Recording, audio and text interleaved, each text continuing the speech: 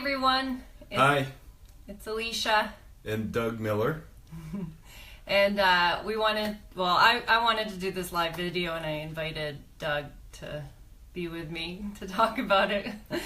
So we're talking today about anger, and I wanted to do this video because anger is such a important part of the work that I do, and it makes the biggest shifts out of anything for people. So understanding anger and how to use it in a healthy way to help get you unstuck from chronic symptoms and addictions and compulsions and patterns and all kinds of stuff, triggers. So anger is so important, and it's so misunderstood. So I wanted to kind of just clear up some of the beliefs that people have about anger and how, those may be keeping you stuck, and how to approach anger in a different way. So understanding anger.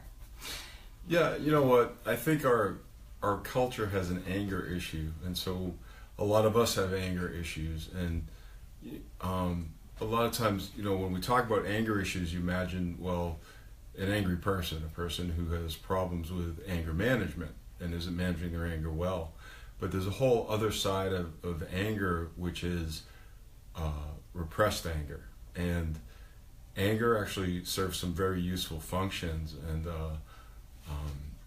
it's a big useful thing. Particularly, Elicia has a lot of experience and really promotes using anger, and we're going to talk about some of the ways that happens, to help everyone with our culture and our own anger issues. Mm-hmm. The other day I was watching a Tony Robbins interview, and I love Tony Robbins. He changed my life over 20 years ago, and helped me really believe I can do anything. So I absolutely love his work. We enjoyed I'm Not Your Guru.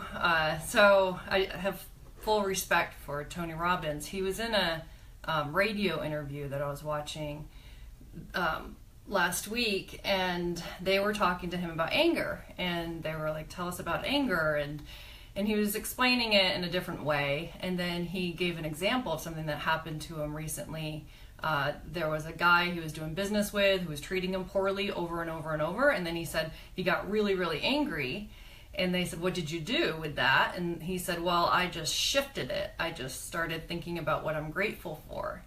And I was really surprised that he said that, because to me, anger was the appropriate response, not gratitude in that situation. Like, he had a healthy anger response to someone that was treating him poorly. So my suggestion would be to listen to your anger, and then it helps create boundaries and setting boundaries and saying no and asking for what you need. So he could have listened to his anger and either said, stop doing this to me, or I'm not going to do business with you, or here's how I want to be treated.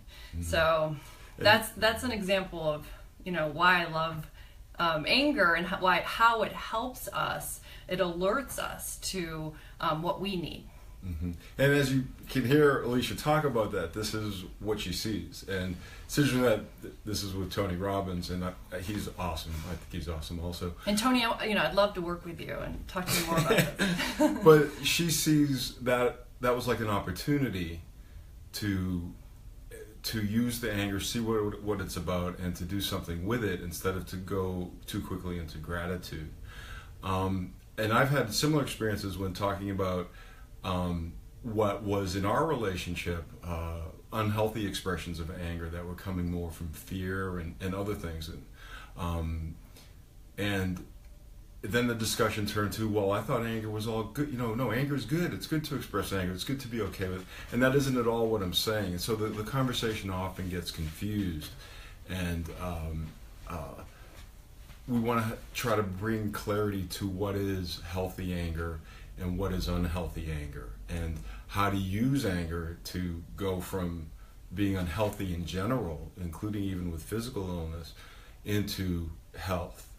So that's what this is all about. Yeah. Well, and let me just explain, going back to that example I gave with Tony Robbins, that was a healthy anger response because he didn't get angry. I mean, he didn't get angry at someone. Mm-hmm. He felt anger. And, you know, so unhealthy anger response would be for him to start yelling at him. So that is like a projection of your anger. So an anger response can just alert us to be like, hey, this doesn't feel good. Mm-hmm. Now, if that guy was attacking him, then, you know, he could have gotten more forceful, and that's a healthy anger response. Does that make sense? And that's a metaphor, I think, for everything we're talking about when healthy and unhealthy anger expression. Mm-hmm. Yeah. So go ahead. So in that example, someone may not even feel anger if there's a lot of repressed anger. Now, I think Tony Robbins has healthy anger flow. I know I'm talking about him a lot. Yeah, we might piss him off. I don't know if we want to pick on Tony. He's healthy in his emotions. They're flowing, right? Yeah. So he felt it. Now, that can happen to someone else where someone is treating someone poorly, and if they were treated poorly in their past and never expressed anger about it, then their boundaries were broken, and then they have poor boundaries and with themselves, and then they allow themselves to be treated poorly, and they don't even have that response to say stop. Right. So that's an example of abuse and like abusive situations that people remain in. And that might be a good place to start in terms of, well, how do we get like that? And if we look at what happens with children, and children told, don't talk back to me. Well, when children are talking back, oftentimes, and I'm not talking about like the angry adolescent or just someone who's rebellious, a kid may feel violated, or that they want to be heard and they're not being heard, so they get frustrated and they want to express their anger. But in our culture, the way parenting often goes down is there can be a discounting of the child's emotion. Then when they get angry, then they could maybe get punished. Mm-hmm. Or, you know, children are to be seen and not heard. And I know those are old sounding things, but there's other ways that even modern parents have a difficult time dealing with their children's anger, oftentimes because we didn't learn how to deal with our own anger. Mm-hmm. So the use of anger as a way to get your needs met gets stuffed and even threatened, and worse, sometimes people get abused for expressing their anger. So it's no surprise that we may have a tendency to stuff our anger and to be afraid to express it. Mm-hmm. So that's kind of the origins, a very simple explanation and cultural explanation of how anger can get stuffed and distorted. That was a great explanation. Well, thanks. Yeah. And there's a great explanation of why people are afraid of anger. You know, they were punished or shamed or made wrong, or there was just no anger in the house, and they were, you know, told that anger's wrong, or there's religious beliefs that you're gonna make God angry if you're angry. I mean, or it's not, you know, it's not polite, it's not okay to be angry, don't be angry, calm down, you know, and so there's all these messages about anger, basically, that it's wrong. A lot of people think anger's wrong, and so, like Doug said in the beginning of the video, you know, there's a lot of angry people out there. So people associate anger with people who are angry, or violence. And so violence and angry people come from repressed anger. So, which would be unhealthy, an example of unhealthy, obviously, unhealthy expression. Yeah. So there was some violation to their safety, probably in the past.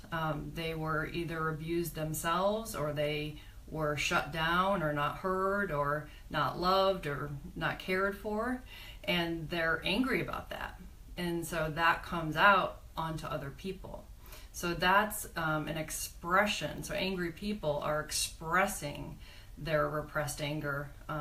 So the solution to people who are angry and that have a short fuse, or they get really frustrated, or even passive aggressive, is to express their anger in a healthy way. So the expression of anger in a healthy way is alone, and it is going back to the source. So why are they really angry? What was caused? What caused you pain?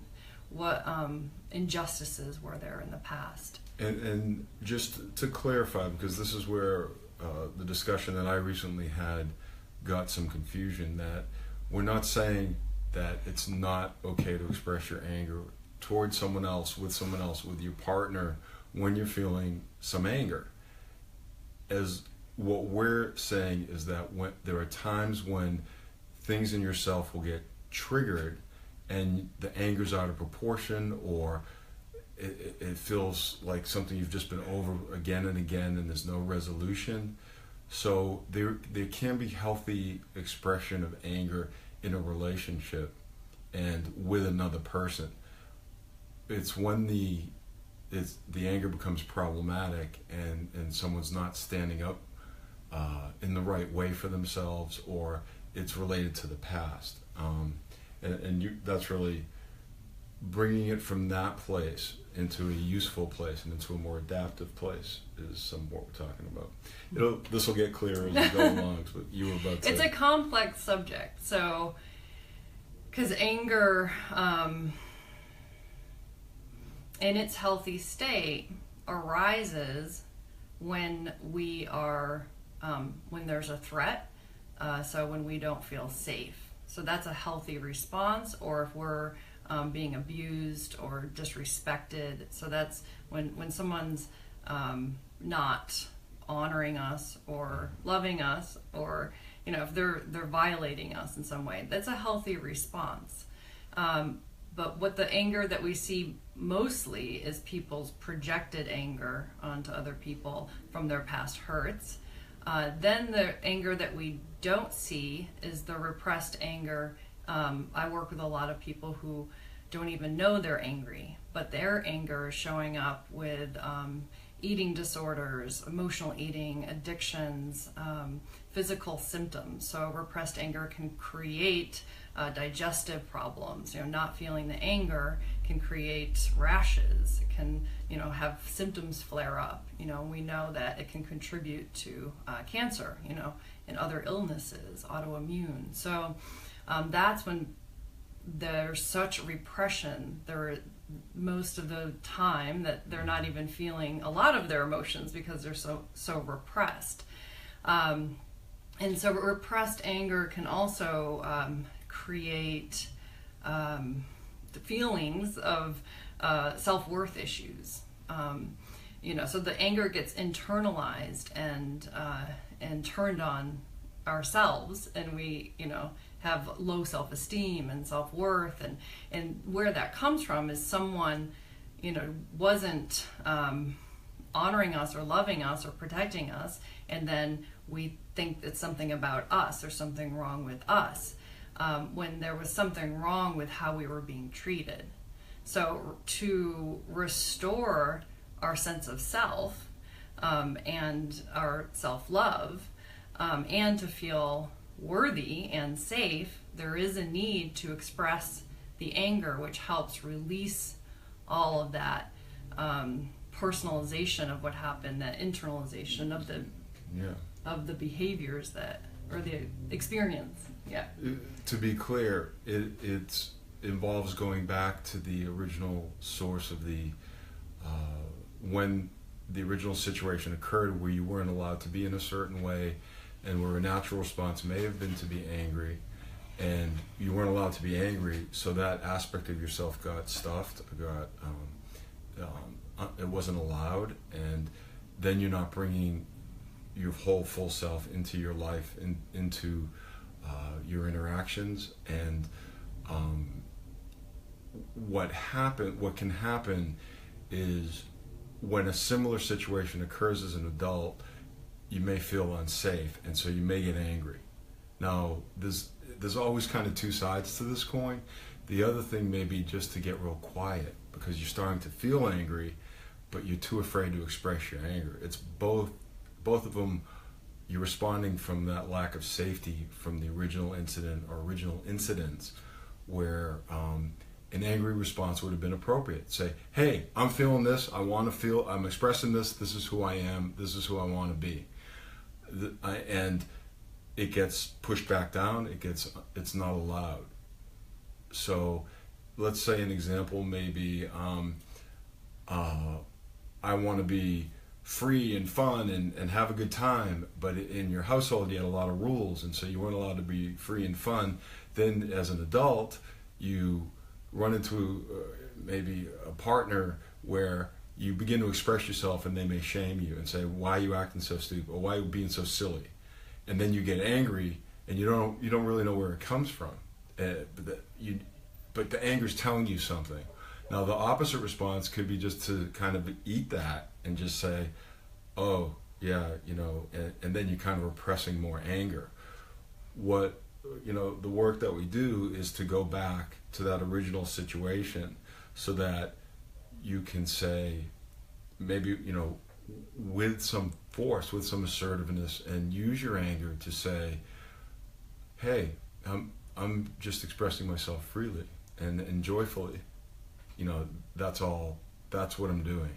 And so anger, and jumping But I think in that situation, though, you were given an example of when they weren't allowed to be who they were as a child and free Mm-hmm. and expressing. Yeah. And so in order for them to access that again, they would need to express the anger that they were shut down. Yeah.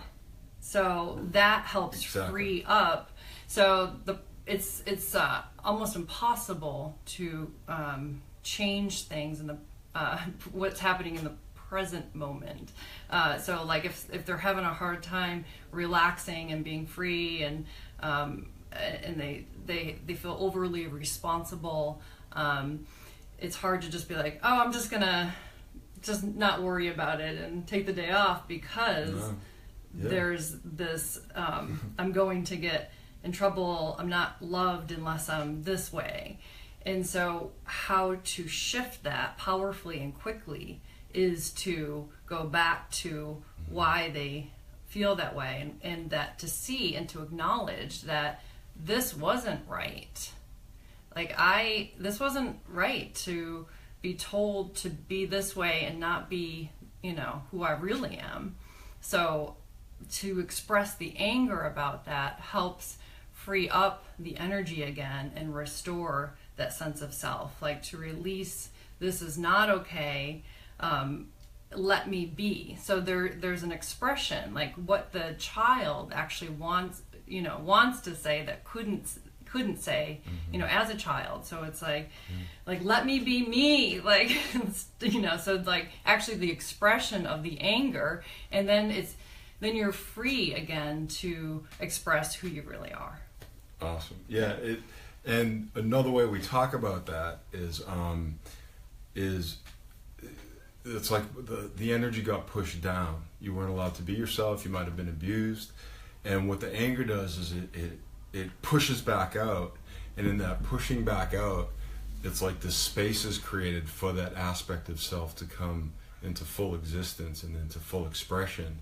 And it's like the anger is the part of you that's like standing up for yourself and is creating the space or creating a boundary if someone is violating you in a way, or going too far and doing something that you really don't want them to do. The anger can simply say, no, you can't do this. That's not okay with me.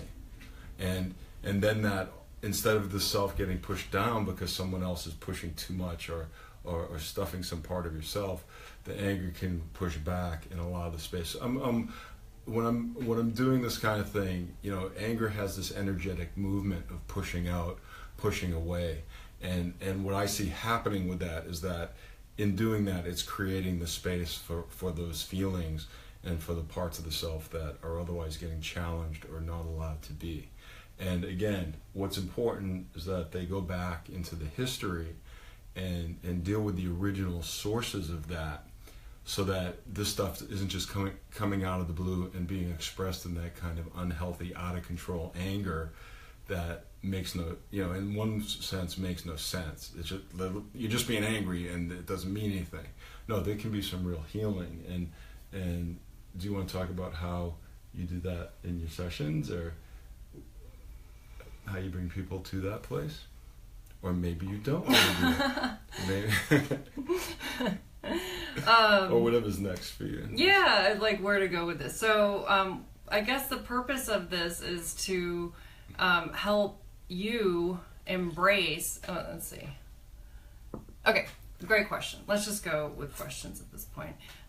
So what about when anger keeps happening over and over again? So that's an example of triggers. So if you keep getting angry over and over and over again, and especially by the same person, that is typically a trigger. So you keep getting triggered, which means that it's alerting you that you need to go back to the original source. Now, if you're getting triggered by the original source, so say your mom ignored you as a child, and then she's still ignoring you as an adult, you know, there is a need to process out the anger that you were ignored. And it's like, you know, so then you feel like you do matter to yourself. Like, process out the anger, like, don't ignore me, like, listen to me, what about me? And so you're restoring that within yourself, like, I do matter, like, and you don't need anything from her anymore. You don't need her to listen to you or to give you attention, because you've already restored that, how that affected you. And what it kept triggering was that you weren't being heard. So you're hearing yourself by doing that. So then it would also help you maybe set boundaries in the present moment, without being so angry, because you've already processed out the source of the anger. And then you could say, hey, you know what, this doesn't feel good, or this is what I need. Or if the person's really abusive, then you can remove yourself from them, or you know, not be around them at all. Mm-hmm. So in sessions, if someone comes and says, I just keep getting angry over and over again, what we may do is explore what's going on with them during that, get into kind of like the micro experiences, the things that maybe they've overlooked, and explore that. And then once enough clarity occurs, and this is just one way it can go, we say, well, when has that happened to you in your life in the past? Well, at this time, and is there a time before that? And if things often go very well when we do this work, they get to a point or a set of experiences with like their parent or the caregivers or maybe siblings, when in this case where they were ignored, and that's how you can. That's why the recurrent anger is actually a gift, because it points to, with just a little work, it points to another experience, which is when these original wounds and the actual source of that recurrent anger over and over. And as many of you know, that we have a way of reliving this stuff over and over in dysfunctional ways, and so when that's happening, you know it's one of those things. You know it's one of these wounds. It's one of these. You know, it can be trauma, and again, it could be just a lack of being acknowledged. It could be put down, insulted, shamed, all kinds of things. And then, so then once we have that, Well, I was going to say that's so how to recognize if you have repressed anger. Most everyone does. But so if you're experiencing patterns in your life, like unwanted why does this keep happening to me? Why does this person always make me feel this way? Or why is it that people don't see me or people don't hear me? Yeah. You know, and that's a sign that you weren't heard and seen or supported. So if you keep like complaining about why things keep happening to you, that's typically because you haven't processed out the original source of it, and in doing that, it then stops happening to you. Mm-hmm. Other signs are anxiety, depression. Mm-hmm. So if you're in depression, you're in repression typically. So there's many causes of depression, but mostly it's repression of emotions, and especially anger, or if you're very anxious and things like that. Yeah, and just to help even add more clarity to that, there's the angry person who's always kind of letting their anger rip, and it's kind of obvious that they have anger problems, but and you can kind of see that in this kind of like maybe a narcissistic or aggressive or antisocial kind of person might be like that. Generally speaking, everyone could have anger that they express. But then there's the other type where anger is maybe never expressed, and they're more likely to have the depressed, anxious. It's turned in because the anger is turned inward. Yeah. And this is where some of the confusion happens. It's like, you have anger issues. No, I don't. I never get angry. Mm-hmm. Well, really, because there's a lot of stuff in this world to get angry. But they may be the more, in that kind of narcissistic, codependent relationship dynamic where they're kind of eating their anger and they're stuffing themselves again, and they're literally with food, or figuratively as they did. Or they need to stay busy all the time or control things. So oftentimes repressed anger is there's a feeling of in the past, they didn't feel safe. So not feeling safe will create compulsions. It can create, needing to be busy or eating, or having, bulimia is a sign that you don't feel safe, like stuffing and throwing up your food. And safety means not just feeling threatened or like physically threatened or yelled at, or that it also means not feeling safe to be who you are, not feeling safe to express some aspect of yourself that's important, not feeling safe in the relationship for a lot of reasons that may go back to the past. So it's both, the kind of traumatic type of safety that might be physical or violent from the past, but it can also be kind of like a shaming safety, for example, like I wasn't allowed to be that because I was always shamed for being that. So that's what is meant by safety, both of those meanings, types of safety. Yeah, like if no one cared about how you felt, you typically don't feel safe feeling. So then that creates what? Were you going to say something? Yeah, I was sitting there kind of like, if anybody like always felt safe feeling however they felt, please call me, because I just want to know there's like one person that always felt safe and feeling whatever they were feeling. And I'm making a point, I think, about our culture and about how we deal with feelings and don't deal with feelings, and well, nowadays there's couples who are raising kids and they're caring about how they feel, and so they're saying, tell me how that feels, or why do you feel that way? So have your kids call me, because I just want to talk to them. But so an example would be... My point is, this is pervasive, and it happens a lot, and in different ways, and unconsciously, even with conscious couples, it can happen. So, and especially in our generation. So, people, and even younger generations, but it is prevalent for parents, and especially our generation. Our parents did not weren't present emotionally with themselves or the children, so it was more of just be quiet or don't say anything, or it was more about making the parents feel better, like that, like adjusting your behavior so you didn't upset the parents in some way. So, you know, in that example, like bringing it back to anger, you could see if a parent was putting the focus more on them, that there could be a moment when that child's like, I am having these feelings, but it may not be safe to even express that, and so that gets stuffed. So just to try to bring that back to anger, the kind of emotional suppression. So what I was saying about, you know, if someone doesn't feel anger at all, but if you don't feel okay unless you are busy and distracted or or have a clean, orderly house and everyone is, you know, doing, like, no one can upset you, that's kind of like trying to control the environment so you feel safe. But what could help the most would be expressing the anger.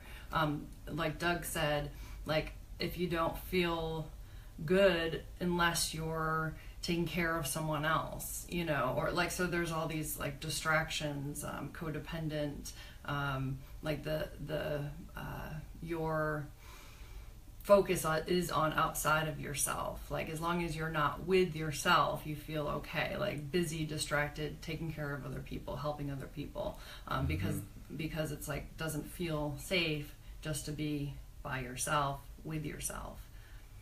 Yeah, and there you're reliving the neglect, the emotional neglect, the self-neglect that you received as a child. Yeah. So you can say, I don't have any anger issues, or I don't feel anger, or I don't like feel okay being angry. I don't want to be angry. But that anger is actually going to help you feel safe. So expressing the anger by yourself. And it's not easy, because what we said earlier on is that it wasn't safe to get angry, or there's all kinds of beliefs that you're not, it's not ladylike, or it's not spiritually okay. There's some books out there and beliefs that anger is just not okay at all, and that we should just forgive everyone. And what that creates is a lot more repression and spiritual bypass. Why don't we so we're talking about anger, and like in a basic way, and a lot of people have heard this, the function of anger is to tell you something's wrong and to give you the energy to do something about it. So, you know, we're not talking about going around being angry all the time just because you're not getting something. Anger has its usefulness, and it's very important. And as we talked about already, it's, you know, it can help you set boundaries, and it can help make sure you get what you want. Now, that's kind of a general description of what anger can do. Now, in a therapeutic way, we also talked about that anger can create the space, and anger can undo some of the historical, quote, damage or prohibitions that have been set up. Do you want to say other ways that, or did you already, that the way anger is what it does? What's good? What's What's so good about? Okay. We're saying anger's why so I good. love anger. and is it the why I love using anger. So this topic is healthy anger. So anger expressed in a healthy way is by yourself to actually restore, like we said. This is the therapeutic use of healthy anger. It's to get out your repressed anger that's creating suffering within you and outside of you. So when you express the repressed anger by yourself, that is actually a healthy anger release. It's healthy anger expression. I'd even say this is the healing use of anger. Like a healthy expression of anger is like, you did this, that pissed me off, please don't do that again. Right. So this is actually the therapeutic this is how healing. This is how anger heals. Yes. Is necessary, even, in healing. Yeah. So this is what she rocks at. I love anger. No, I love. She does. I She do. loves anger. I love anger. No, I love using anger in order to. It's so powerful. Heal ourselves on an emotional level. Yeah. So when you express your repressed anger, it then frees up, actually, and it also helps release other emotions. So joy and playfulness, and your playful, joyous child, your magical child, is typically repressed when you were repressed. So everything gets repressed. Your joy, your gifts, your intuition, all of that gets repressed if you're repressing anger. And so it may release other emotions, but what it will do, it will help your emotions flow again. So you'll start feeling more. You'll feel safe in your body again. You don't have to use things to numb your emotions. You can just feel your emotions. It also it will connect you to your true power. So when we have repressed anger, typically we were powerless to do anything. When we were abused or yelled at or shut down or ignored, we felt powerless. So we remain powerless until we express the anger and say, no, this is not okay. I do matter. Like, care about me. And so you're sending that message, also to yourself and in your energy field. So it restores all of that. And you regain your power, like you feel powerful again. It can get you on it. So anger is actually an empowered emotion. It's at the top of the scale of the emotions. At the bottom is shame and apathy and guilt and grief. And then once you get up to anger, then there's courage. So anger is actually an empowered emotion. If you have repressed anger, you're stuck down there, and you're like disempowered, and you feel like you can't do anything, and maybe you have chronic fatigue, and you're tired, and you're anxious, and all that. So when you express the anger, then you shift out of all of that, and you get clear, and you have energy again. Mm-hmm. And another clarification that this is when healthy anger is expressed, it's very empowering. Now, a lot of men and women have had anger issues, and they don't really feel empowered when they're flying off in these uncontrolled ways. And that's one sign, I think, is that with unhealthy anger, there can be this lack of control. And I don't mean like you're holding back the emotion. I mean it's like coming out of the blue, or it's like just like rah, rah, rah, and you're saying mean things and you're being cruel, or and that sort of thing. I've engaged in that type of anger and had learned that type of anger. And when I started feeling empowered is when, like, I knew I was angry and I didn't do that, but I was like, no, like, hear what I'm saying. This is what I'm trying to do. This is what I'm trying. I really need this from you right now. And like, without earlier, because I didn't feel safe, I would go to that other type of anger that was like, ah, ah, and but once I was calm but I could still feel my anger and I could express what I wanted, man, that's when I felt powerful. And how did you feel safe? You had to feel safe to get to that place.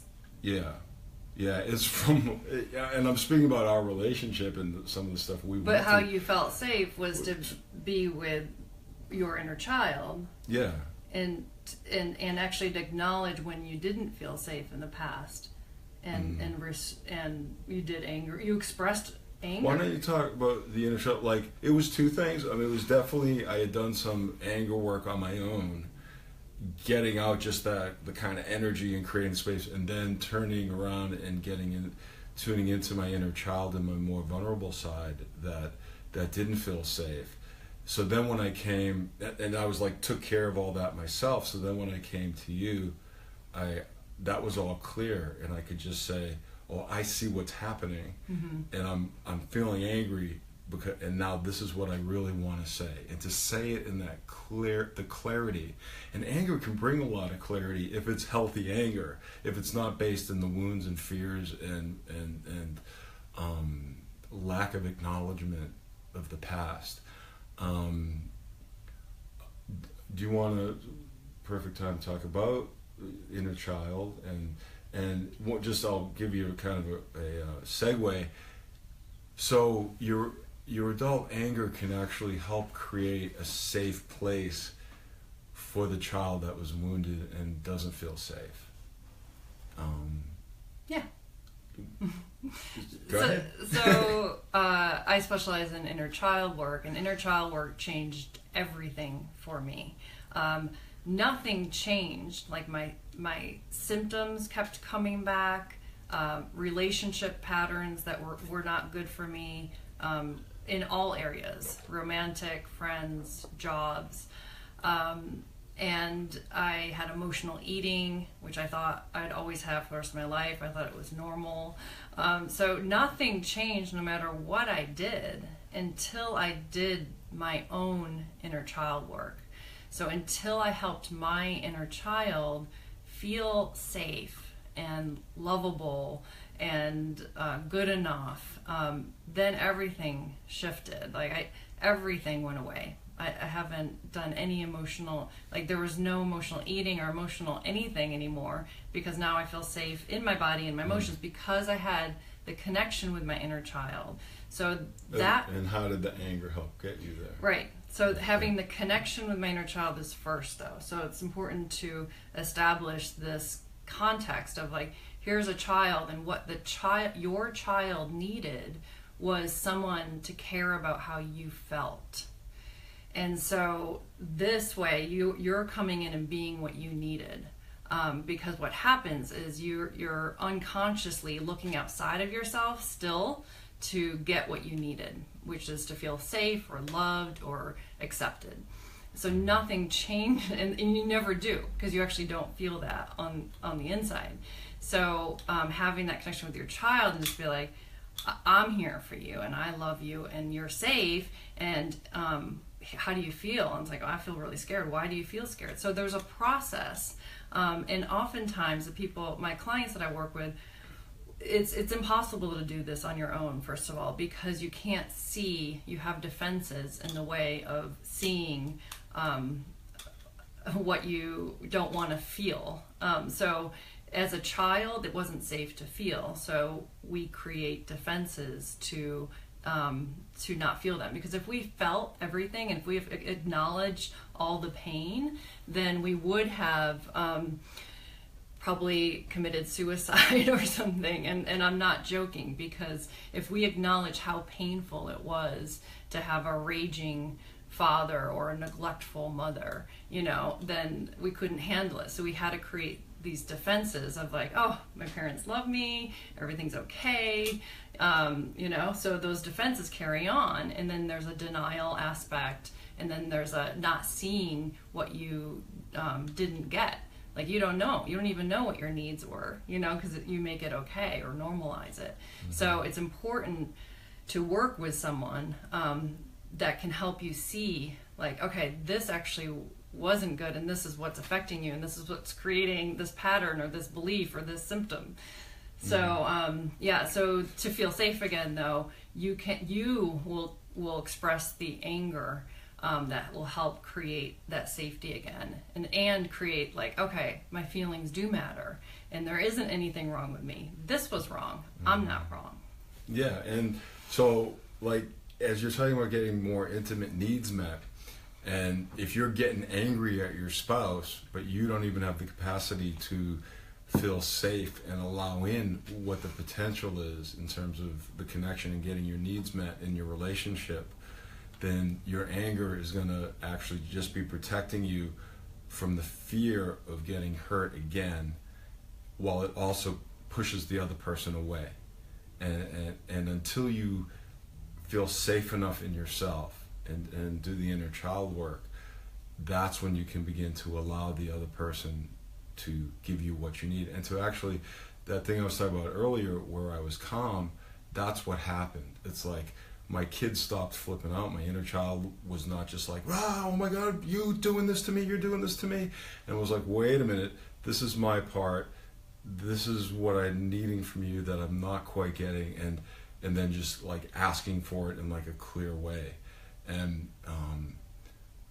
relationships are so great at helping us see what we can't see and what we need.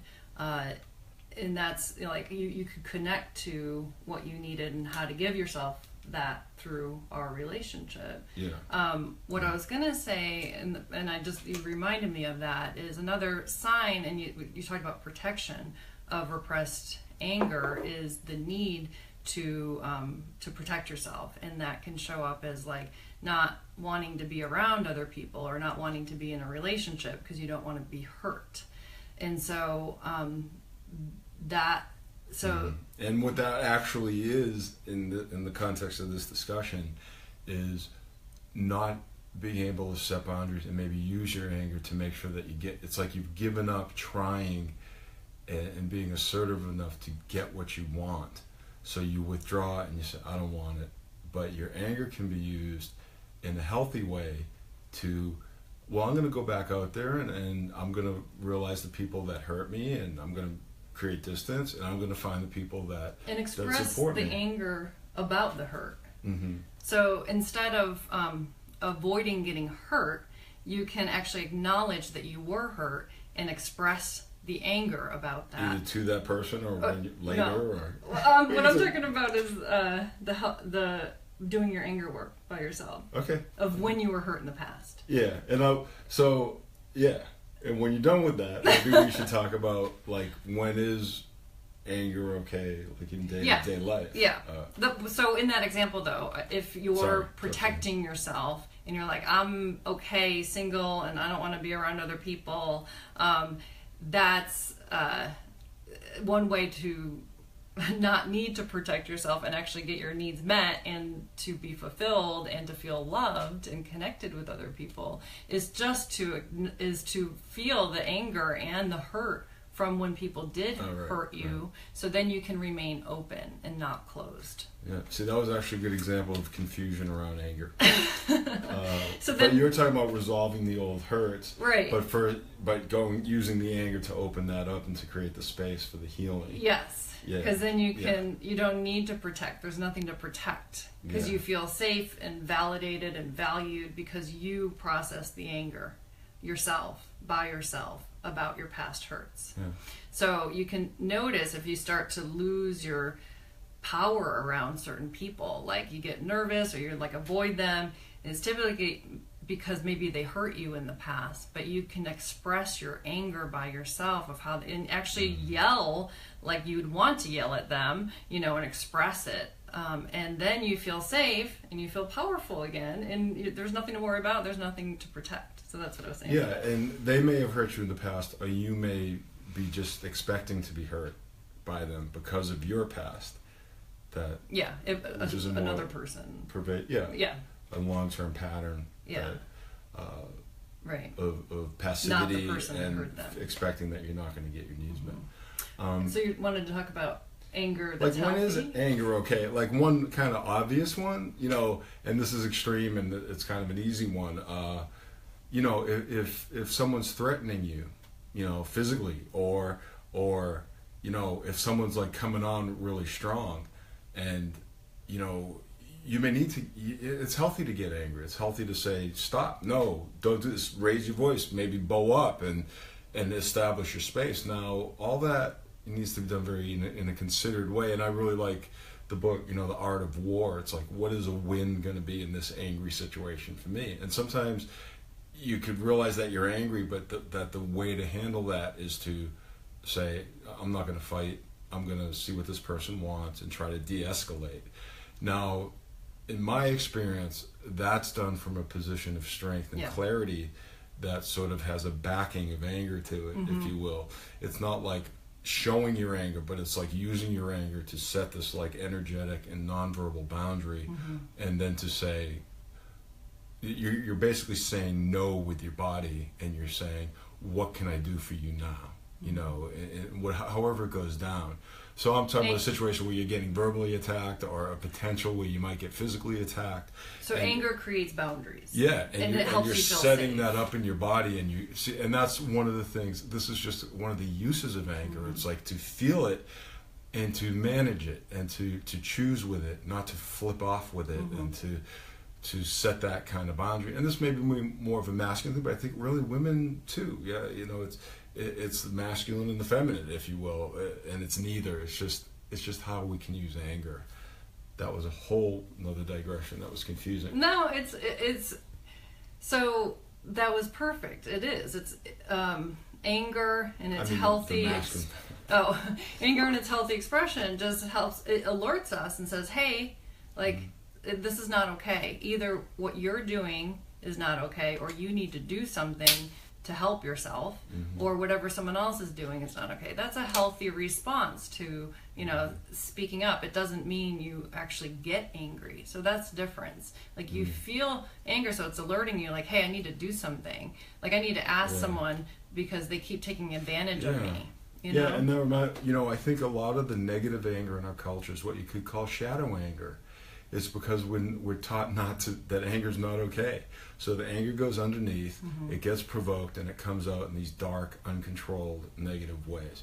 Whereas as we learn to embrace our anger, and we learn to work with it, and to feel it, and to, and I'm really, the way Elicia uses it, and use it in terms of with the inner child, is a way to do that. It's a way to kind of get familiar with it, to get comfortable with it, and to become empowered by it.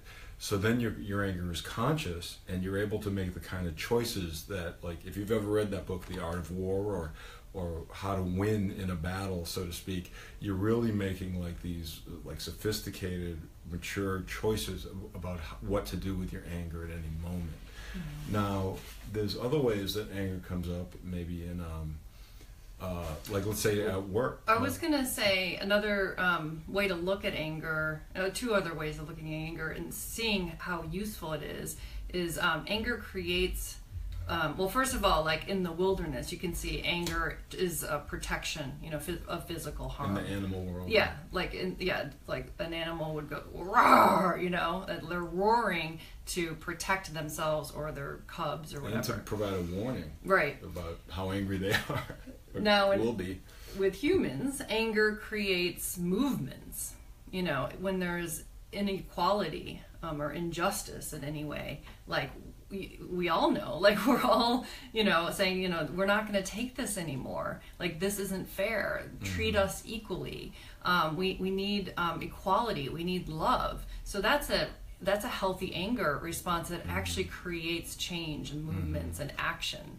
So take that on an individual level and create your own movement and action. Like if you're stuck in some sort of pattern, you can change that with your own healthy anger. What a beautiful metaphor. And I think that most of the world-changing people that they have, I think of Martin Luther King or Gandhi. I think King stands out more in this regard for me, is like he had a fury in him that was like this incredible passion. And I think that was a man who was very healed in his anger, that was very healed in his wounds, and who still used his anger to drive the world. And he did, to create changes. Now that becomes a metaphor for what happens personally. When Elicia said movement, what we're really ultimately talking about here is how to use your own anger to create your own personal movement and to get what you want in your life in an impassioned way that's calm, clear, moral, righteous in the positive sense and in the loving sense. So using that model can also be good to kind of help you understand what we're talking about and how useful anger can be when it's mature, healed, and not based in past wounds of weakness and out of control violent anger is just as weak as no anger at all. I think that's a great way to wrap this up. and summarize it. Hey, glad I got there. The movement, that's so brilliant that you said that. I totally stole it from you. You psychically. No, you said it before me. I know. Okay. I was just giving it to you. Oh. So that's all we got. That's not all we got. It really isn't. But that's a lot on anger that you can that you can feel and express. I hope For movement. I hope the language was clarified and the clarity about the work really that we both do. And I've really learned a lot from Elicia. Well, our work that we do. So, and a lot of people know what I do is emotional healing, inner child work, and one of my programs is called Express What's Repressed. This is our encore now because we're already finished, but we're coming back. So I do run retreats and online group programs. I do private sessions as well to help you express what's repressed and care about your own feelings and restore your balance. And reparent yourself. And Doug and I do very powerful work together for individuals and couples, and we do in person and online as well to help you go where you can't see on your own and that you keep struggling with. And we do a very powerful experiential work in person. Both of us have a similar skill set of intuition and knowing where to take someone. We're both very compassionate and in tune with the person and what's going on, and so we can hold the space and lead a process for them to experience what they need to. And to very briefly, once we'll start talking about whatever's occurring, and in the case of anger, we'll pretty quickly be able to get you back to kind of the original wound in a real safe way.